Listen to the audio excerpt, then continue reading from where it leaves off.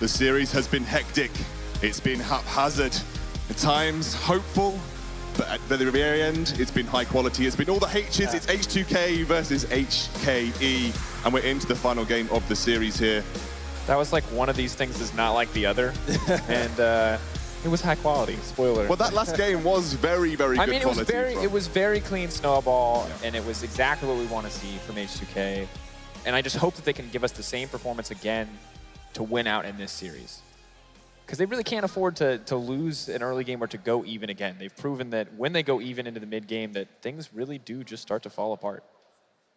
And they had a tremendous advantage from the draft, which is one of the easier things to correct for a team. That could just look at the game and say, we lost pretty darn early on. Let's switch things up so we could actually go toe-to-toe, hit the mid-game, try to hit them where they're weak for Hong Kong Esports side, and hopefully have a little bit more of a Fiesta-ish game, like game one. A Fiesta-ish game. I do like that description there, Crumbs. I think both of you have agreed that the draft phase seems to be the key quality here for these guys to sort of lock down and get their game plan into action. If you are in HKE's boots, you want to take that opportunity. You had 2 days to prepare, like Froskuren said. You came off the back of EDG dropping out of IEM. You kind of thrust in last minute, and now you face yourself with an opportunity to make it to the semi-finals of the Intel Extreme Masters, to write your name in history as an organization that probably didn't have that expectation before coming. What do they do here? Ban Ivan, is it as simple as that? Is there more to it? I mean, I think there's a lot more to it. There was a lot of strengths to that composition, but there are a lot of issues. When you pick Shen, you always want to have a pushing bot lane, and they essentially conceded that. And H2k very actively countered that by picking up the misfortune, by making sure that they would have the push advantage on the bottom side of the map. And it shouldn't have been that easy for them to get it. However, they did, it feels like, outclass the bottom lane and get it in the end. So I don't want to see them pick up Shen, which relies on the other members of your team to do well. I want to give them a strong, independent top laner for Maple Snow. It probably won't be the Nautilus again, might be banned out, but something like a Maokai, something that he can engage on. So here's the thing. I don't think that the Ivern ban should come out necessarily, maybe in the second rotation, because what you can do instead, if you were expecting the Ivern ban, you do the same kind of rotation you did before. I get the Rumble, I get the LeBlanc, the Varus ban, bam, perfect if you want to give it the Jace.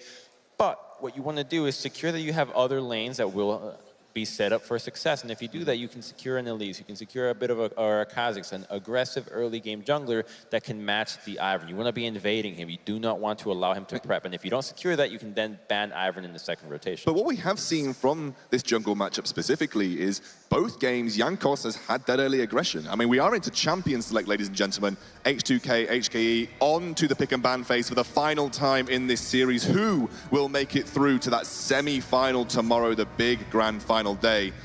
LeBlanc, Syndragon looking very similar to the second game of the series here.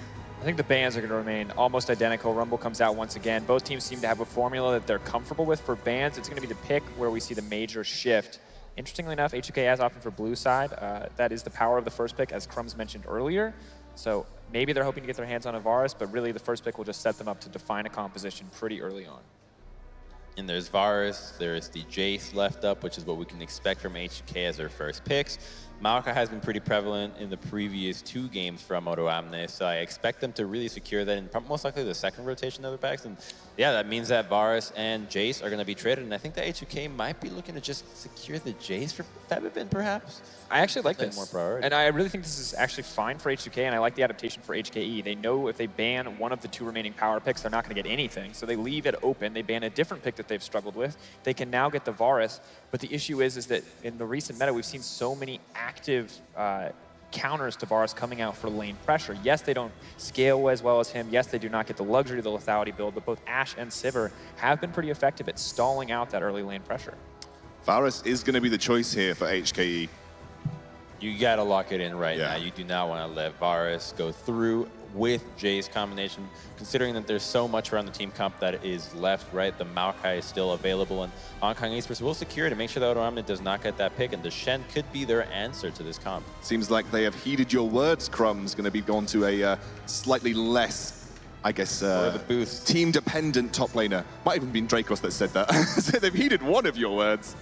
I just like Maple Snow as an initiator, and I think that's the best way for him to play. The Shen relies on someone else to start a play, and then you come in on the back half with the Stand United. But this is going to be interesting. So in the end, going for the Jhin, which means that they should give up early lane pressure. Although combining it with the Shen, this is interesting. They really want a Karma here, and I think as we enter the second ban phase, HKE have to take it away. Yeah, Karma would be pretty darn great here, considering that the two main damage threats from H2k so far are kind of relying on skill shots that you can kind of telegraph and move and dodge accordingly. And so, wow, our response Corki right away. So we know the matchup in mid lane already, but I guess they don't care about Karma.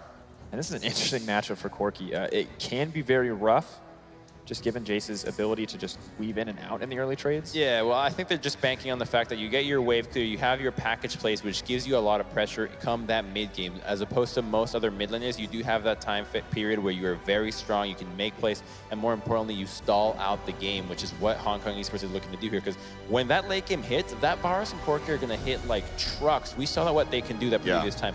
One rapid fire cannon auto attack into a Jhin or a Jace is disaster. Is this shaping up to be another game where H2k have to get the massive advantage in the early game, or? They just can't, they cannot team fight. Realistically, Maokai is such a better team fighting tank in the late game. You need to use the Stand United well. You need to look to split push out. But if they can snowball the early game, it will be very easy for them to find success and guarantee man advantages. Interesting that they opt to ban Karma away. Karma plus Varus is probably the most broken lane in the game right now in terms of early pressure. I wonder if it's because they banned Malzahar, they expected the first pick of Karma on that rotation. Yeah, well, exactly. They don't want to have to give away that Karma themselves. There is still Misfortune and maybe Nami. There's Tom Kent still left as well. So there's plenty of options for both of these teams. However, the jungle pick is going to be really interesting because at least would make a lot of sense for both of these compositions. And I expect perhaps Hong Kong Esports to really prioritize that right now and maybe put Jankos once again on that Lee Sin. If we see, the support pick, I think, is going to be what's most interesting to me because the pool has now seen 4 bans come out. So you're kind of down to the wire here. Hong Kong Esports can give up early lane pressure against a Shen and take the Tahm Kench. But at the same time, there's not really any great ranged supports left. We might actually just see a melee support matchup, which is so rare and will probably only happen when you have these 4 champions banned out. Tahm Kench has been the priority. Yeah, and he's going to make an appearance here for HKE. But, you know, we have seen some Braum come out from time to time as well. I mean, we have seen that in LTK and things. I mean, there's a couple of options left for H2k. Yeah, it's not like the support pool is completely useless right now. The problem is that by giving up the Kench, that means that Tahm Kench, his peel is so incredible that you want to just have as many carries on your team as possible. And when you're dealing with having a Varus and Corki, you're going to have such a tough time, not only dealing with whatever damage they can do, the lack of engage that you have yourself, but then Tahm Kench can devour them on top of it, and that's just a nightmare. Also, the pseudo-global map mobility he provides helps you deal with the Shen, helps you kind of combat a lot of those global tools. But additionally, I like the Braum coming out here. Early lane, I always feel like Tahm Kench is so obnoxious to deal with, and of course, mid to late game. But Braum is going to mitigate a lot of the poke that Varus and Corki are going to be able to dish out. And if H2k lock this in, this looks like an excellent composition to set up a Kha'Zix. Yeah, I mean, so the Kha'Zix here, I really want to see a W evolution right from the get-go. It works out very well with Jhin and Jason. Oh boy, that's going to be Rek'Sai perhaps? Is this the first Rek'Sai that we might have seen in the entire tournament? I can't remember seeing another one. Yeah, I think we saw a Rek'Sai ban one time. I'm not a big fan right now of Rek'Sai. She's kind of demoted to be the Helen Keller of the jungle. I at least would have been a pick that offers a little bit more of crowd control, so hopefully this pick right now is just offering a little bit more of appeal for when H2k decides to jump in. It also has that global Void Rush. Yeah, once again, global map mobility is going to be important to deal with the Shen. I like that aspect of the kit. However, I feel like depending on how the early game goes, they're going to suffer from a real lack of damage on the side of HKE. Got to give a quick shout out to our partner here at Intel Extreme Masters, the Score Esports. If you want to go and check out the guides they have there for any champions that you saw locked in during that draft phase, they've got all of that on their website, their iOS app and their Android app. So go and check them out. Loads of LoL coverage, tips, guides, and videos over at the Score Esports. Now, gentlemen, it's that time again. I need those predictions. You've switch-watched, you've flip-flopped. Where are you sitting right now? This has been like the biggest emotional roller coaster for me. I'm just going to say H2k. I believe, I'm holding on to hope. I'm terrified that they're going to fail on their face, but H2k. I'm going with Hong Kong Esports here. They got Varus, Corki. I love what they do with it. I think they can pull it off. Surprise. Well, I've got some surprises for you after this series, and we'll see what happens. Anyway, it looks like it's time to hand over to Munchables and Froskurin to take us through this final game. Thank you very much, guys. We are going to be going into the decider of this decider match. The analysts are now split. Nobody knows who's going to take this one. It's been an even series. H2k dominant in that last map, though. Yeah, night and day different performance from game 1 to game 2. And as Crumbs said on the desk so accurately, you can't fail late game if you don't have one. So we'll see if H2k this time around can bypass a shaky late game, or maybe they'll just look stronger in it. Do want to highlight the Braum.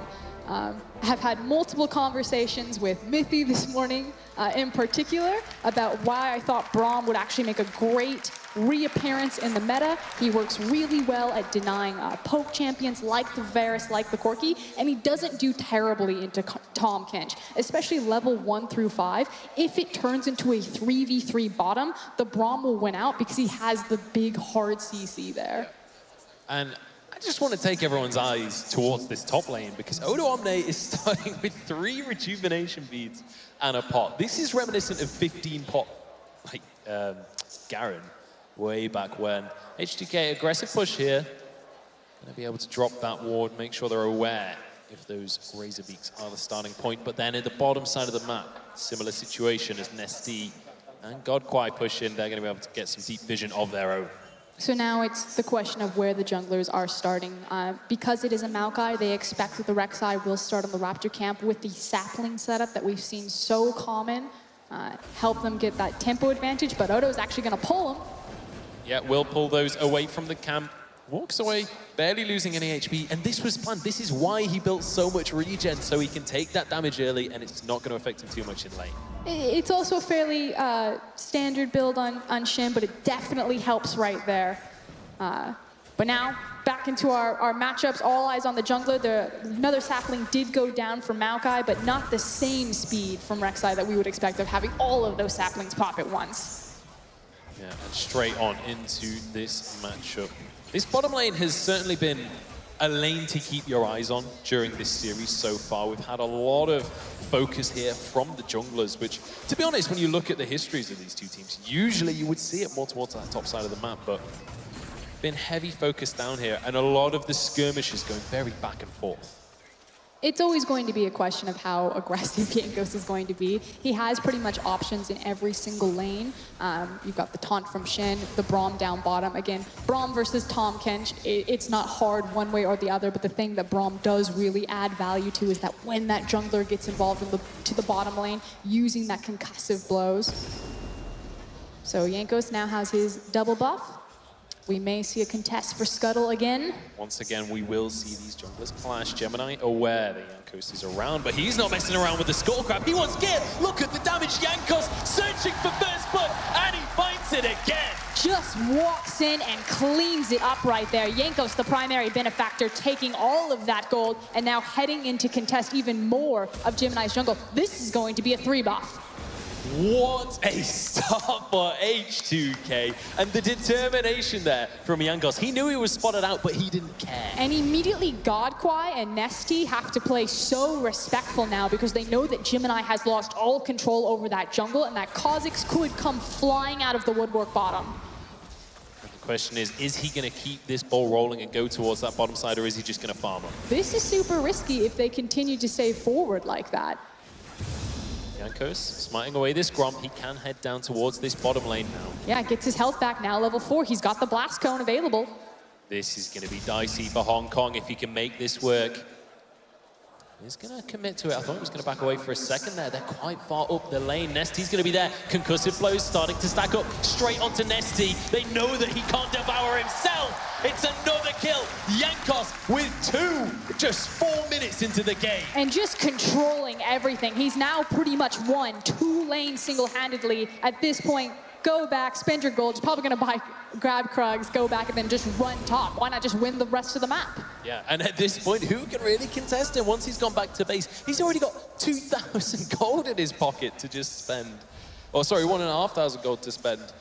He can head off, he can finish his jungle items and such. Maple Snow using his teleport. And again, it's because Maple Snow has used the TP here. So yes, there's now this window where Odo, he'll pick up the farm, he can teleport back in. That's the case. But Jankos could back. run top. And if he gets a successful gank off of Maple Snow, he now doesn't have his teleport, and it's that much more punishing. I think he just put a big target on his back, but we'll watch Jankos, see what he decides to do with his power.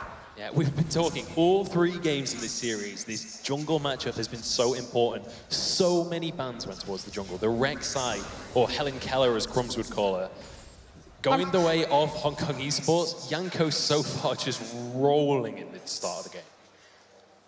Fortunately for Hong Kong Esports, though, they did do a good job warding their flanks, so Maple Snow should be safe for now, or at least get the information should Jankos look top at this big tree.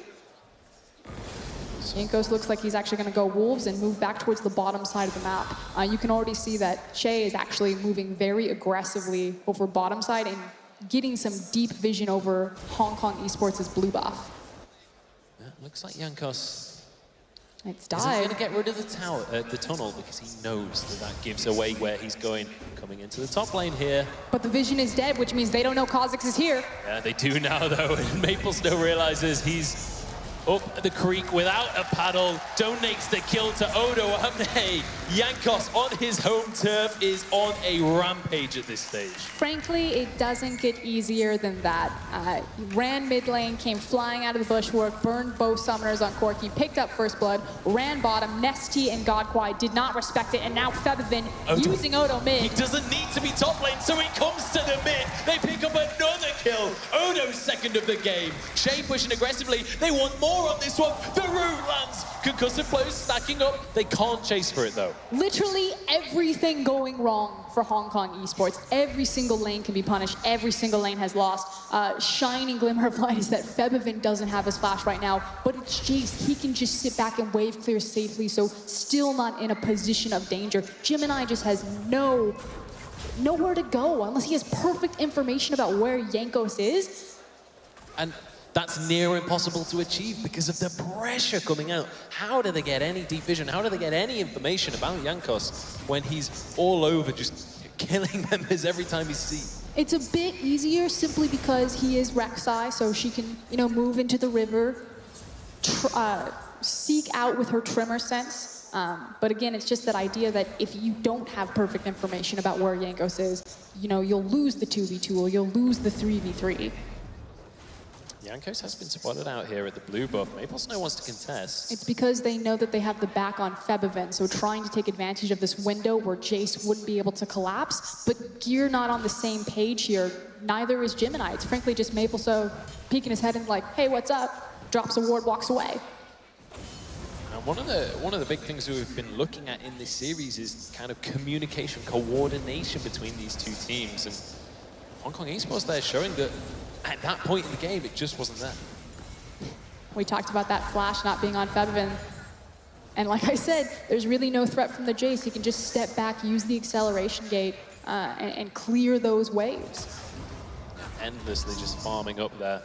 Obviously, the Varus has gone through for Godquai this time. Very, very powerful champion on this patch. It's a pick we've seen banned a lot across the course of the tournament. Gear will be exhausted.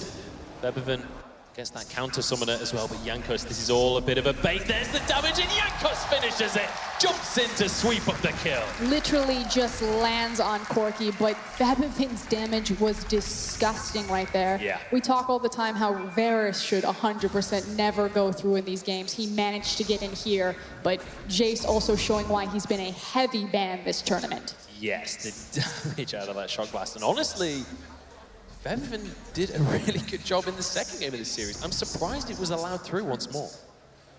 Sorry, Gemini had to be very careful right there. I'm glad that he decided that that was not the appropriate position for him to be in.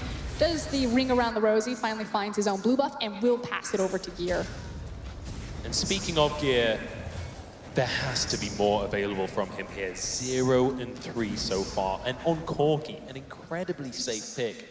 We've been saying how he has to step up. This is his opportunity to prove himself. And what he's doing is Maple Snow has got the wave push forward. He's trying to get a gank off on Febvin while they use the package. But again, Febvin's just playing it cautiously, knowing that he's the target because he doesn't have his summoner spells, and just waiting patiently for these waves to push into him. As I say that, he's like, nope, that doing doesn't a look front that flip safe on to it. me. just jump at the wave, but I think he was well aware. he was safe. There is a couple of wards on this side of the jungle. They also have the Stand United cooldown, back off of cooldown, so can be a bit more aggressive in their posturing because they are very keen to fight. And I think with Jankos and Che pushing into that half of the jungle as well, it was very unlikely Gemini would have been able to react. Cloud Drake, first one of the game here, Jankos on that Kha'Zix. It's so easy to just solo these Drakes away early on in the game, and Jankos will grab it and just flies on out. And it's spotted in full vision of Gemini, but back to this bigger problem that he has no counterplay available. There's nothing really left for him to do.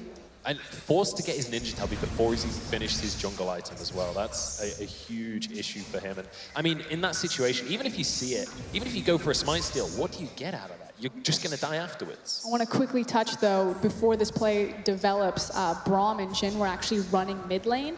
Because the push is coming back through from God Kwai, Nuclear has now kind of curved off and is heading back towards the bottom lane. But it looked like a possible setup for punishing Gear there. So H2k still, you know, pretty trigger happy right now to start things off. But Hong Kong Esports keep them in their lanes because they push them forward. Everything's relaxed for a moment. I don't think much is relaxed if you're a Hong Kong Esports fan right now, because they are 2,000 gold behind their opponents. It is 11 minutes into the game, and once again, for the second time in a row, we see H2k starting things off incredibly strong. But once again, we bring up the question, can they turn that into a strong mid lane? Can they turn it, or mid game, sorry, can they turn it into more objectives and snowball that into a victory? They have every option available to them. If Jankos wants to try to solo kill, or excuse me, 2v1 Gear in the mid lane again, or he can just walk down bottom. Nuclear has his ultimate. They've got all of their summoners. Nesty and God Kwai. I mean, the lane's neutral right now, but have been relatively extended due to the line wave clear from Varus. Pushing power still relatively strong. Now, Paul's going to come on through. As you can see, Hong Kong Esports versus H2k. Sitting there on the stage, a lot of pressure on these players' shoulders at this point. Especially if you're on Hong Kong Esports. You just lost the last game. You're coming in here trying to prove yourselves in this Polish stadium. And H2k have got such a good start. And Hong Kong Esports have never, this roster has never been internationally. They've never performed in front of a crowd this large. And you could hear now, just look at the stage as well. Exactly, and it was quite evident, you know, as H2k were on the stage, the crowd, heavy favorites for them. We've been referencing it. That has to really eat at Hong Kong Esports. You know, they don't have experience doing this. They are very nervous. They're not afraid individually of the talent of H2k's members, to their credit, but the crowd can certainly be that sixth man and swing them. They're not used to an event like this.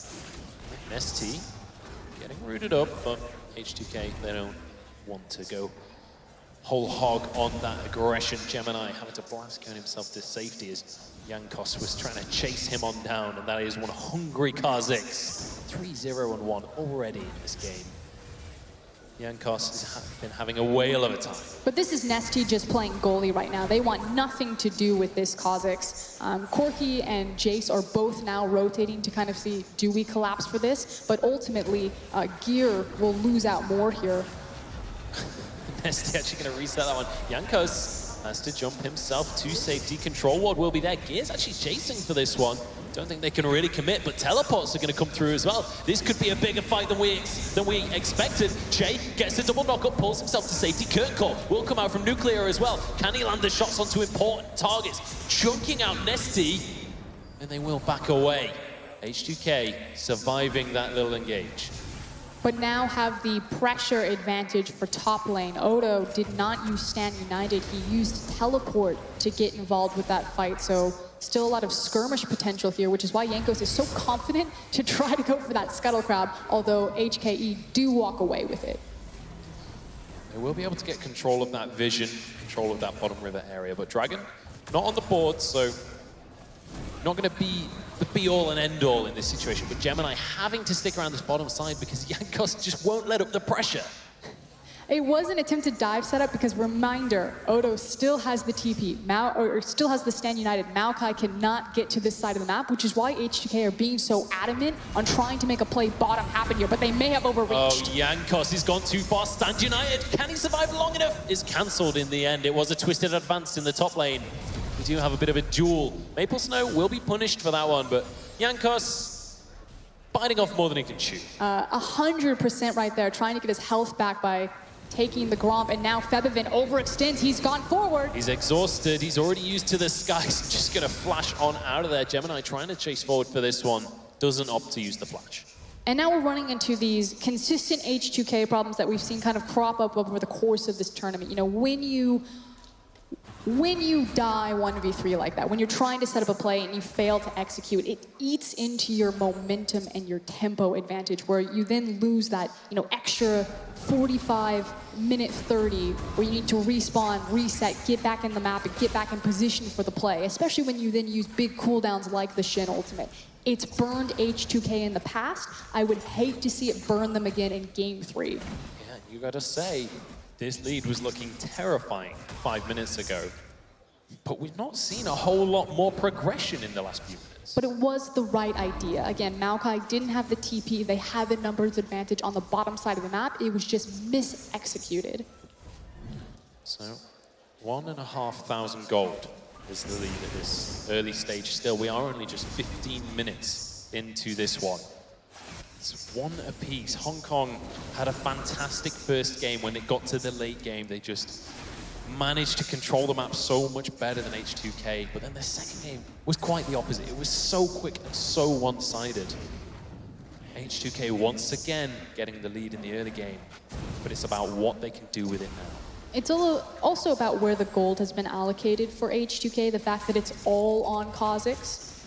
So yes, he did get the lanes ahead because he has the pressure advantage, so that if it comes to, again, that 2v2 or that 3v3 where the jungler shows up, they win. But ultimately, they don't have their own individual advantages as much as they could have, should that gold have gone to the Shen or the Jace. And Febiven